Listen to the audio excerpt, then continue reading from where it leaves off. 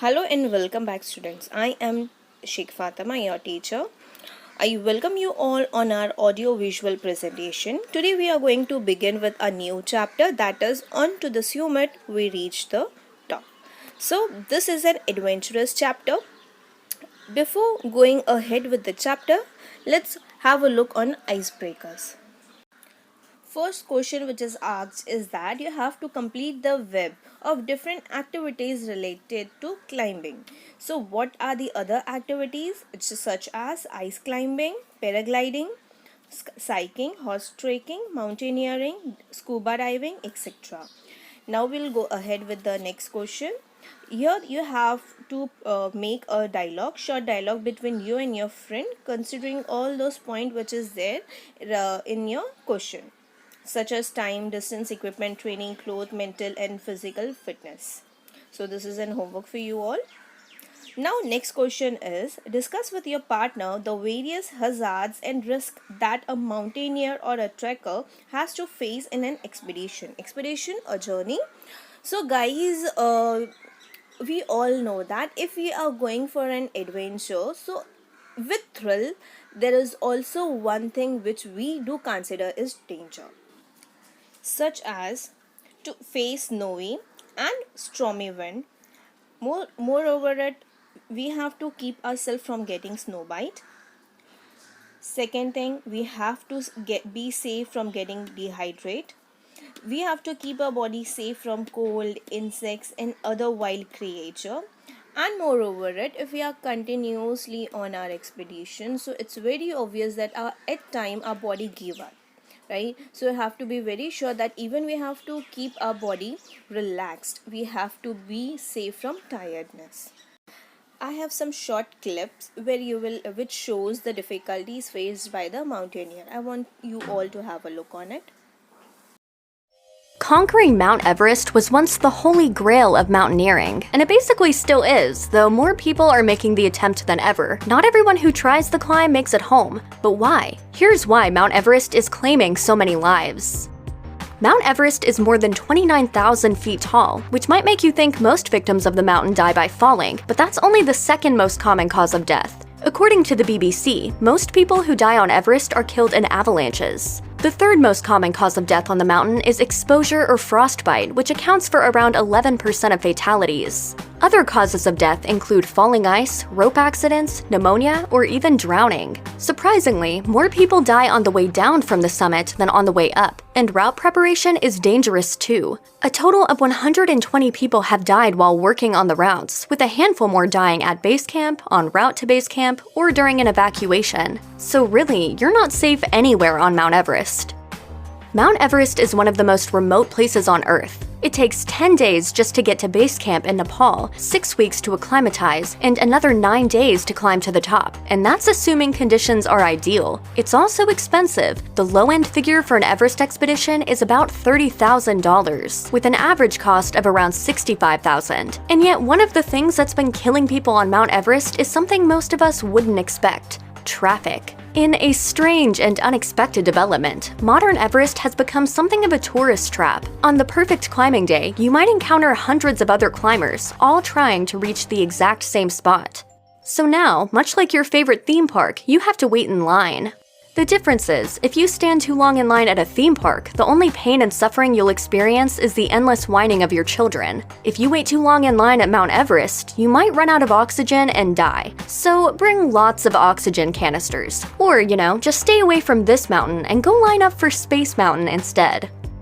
You can climb Everest from 2 different base camps, one in Nepal and the other in Tibet. The governments behind both camps used to be pretty selective about who got to go up the mountain. Up until 1985, Nepal tended to allow only one expedition on each route at a time. But Nepal is not a wealthy nation, and a single climbing permit costs $11,000. That represents a significant income for Nepal. In total, the climbing industry is worth about $300 million a year. The Nepalese government issued a record number of 381 permits in 2019 and announced no intention of scaling back, despite seeing the highest death toll since 2015. Ang Dorji Sherpa, who's summited Everest 20 times, says he's never seen the mountain so packed. Do you think things need to change? Yes, There are also no official physical requirements for climbing permits, and some of the adventure outfits operating in Nepal are less than strict about who they'll take to the summit. That means more inexperienced climbers on the mountain, which means more danger for everyone.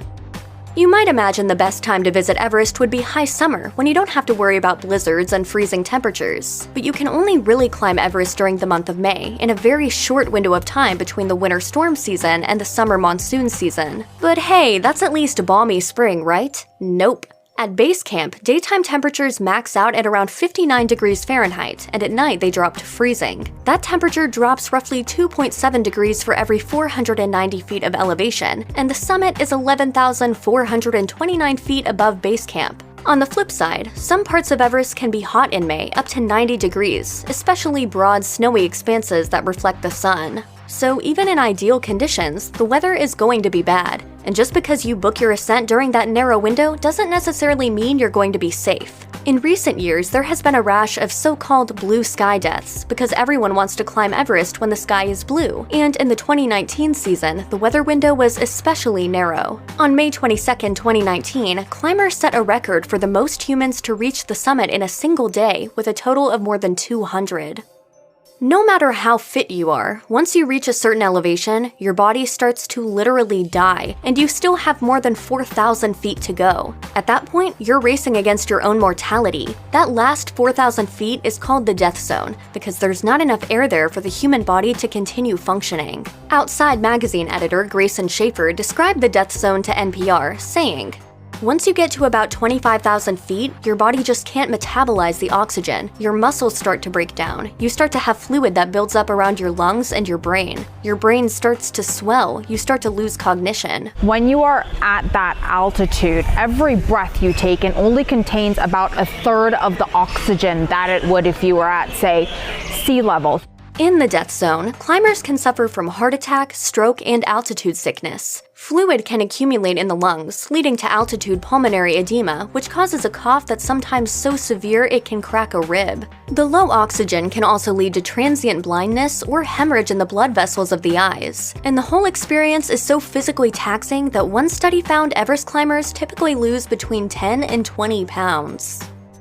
As a climber's body fails, so does the brain. Climbers in the death zone can experience high-altitude cerebral edema, which can cause vomiting and impair judgment. Some climbers might actually forget they're on Everest and behave irrationally at the worst possible time. Some climbers may even experience a kind of psychosis, and there are plenty of reports of people hallucinating. The conditions make it very difficult to make life or death decisions, for yourself or anyone else. Once you're in the death zone, there's very little you can do to help a fellow climber in distress, meaning that trying to help someone may just result in both of you dying. Is that theme park starting to sound good yet?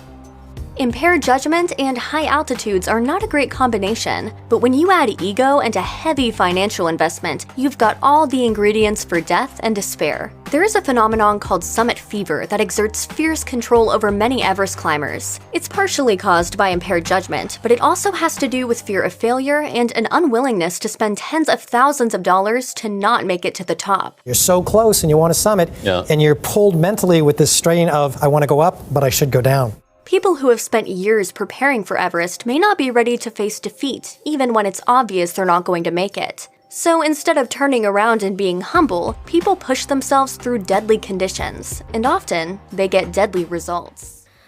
Before beginning our chapter, I would like to give you some brief information. That is, this outline is taken from Times of India and narrated by Norgay himself. It gives us a glimpse into the thought of two as they make history and their first reaction to the historic feast when they conquered Mount Everest. So student, this person is Teki. He was a Nepali Indian Sherpa.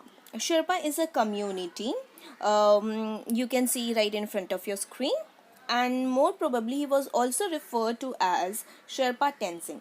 He was part of the British expedition to Mount Everest in the year 1953 along with Edmund Hillary, and they was the first to reach the top, the world's tallest mountain. Tenzing Norgay was regarded as a hero by many Nepalis and Indians. He was honored with Tiger Medal, Padma Bhushan and the Star of Nepal. Isn't it amazing? Now we are going to head toward our chapter. On to the summit, we reach the top. So this paragraph says that they left Camp 9 on Friday morning.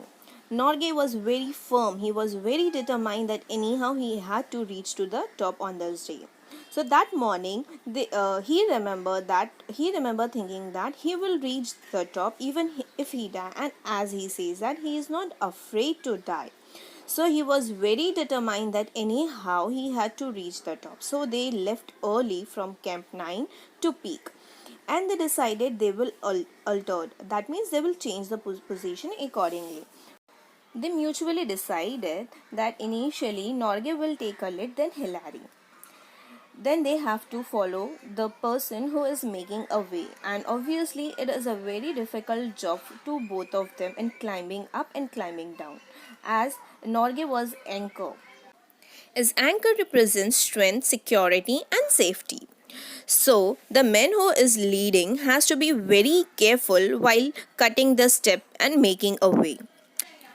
When they were at Camp 4, Norgay had 4 flags in his pocket, and the 3 flag was given by Colonel Hunt. Now let me tell you who is Colonel Hunt. Colonel Hunt is the Brigadier Henry John Hunt, and he was a British Army officer and best known as a leader of the successful 1953 British expedition to Mount Everest.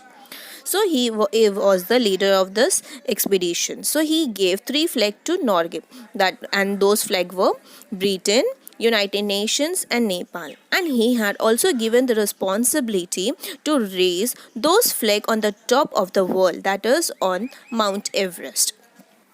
He handed over those 3 flags and said, "This flag are in your care. When you and Hilary reach the top, put them at the peak." And he also motivated them by telling, "I am sure that you and Hilary are going to do it." This sentence utterly motivated them. Then Norgay told Colonel Hunt that he was carrying Indian flag with him. So he would like to hoist Indian flag as well on the top with the other flag. He took permission with Colonel Hunt as he was the leader of this expedition. So he took permissions that he too want to hoist Indian flag as well with the flag. So Colonel Hunt as well expressed the happiness by telling that he is glad to know that he bought an Indian flag as well.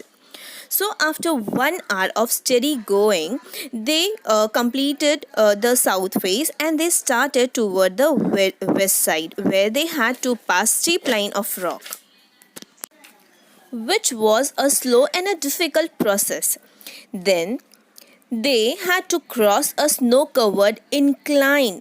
However, this caused easier because of the steepness of the slope lessened as they neared the top. Finally, only the last 60 to 70 feet of climbing remained before they reached the summit. Although this part was not dangerous, so they decided to maintain the same pace as before. During the last 50 feet, they were moving about 20 feet apart. Then they tied together a rope, and this rope, which was pulled tight if they had to cover dangerous ground. Whenever they find dangerous, they will tighten the rope, otherwise it was loosened. So students, I want to tell you one more thing, that this rope is referred to a symbol by the author because it tied them with togetherness. It was not individual but a teamwork, where Hilary and Tenzing tied each other with a rope for summiting as they ascended the slope as the tip. When they had to cover danger ground, the rope was pulled tight between them for safety. This means that they trusted each other with their lives. Neither of them could move without other due to the rope between them. Hence, they had to function as a team and not as 2 separate individuals.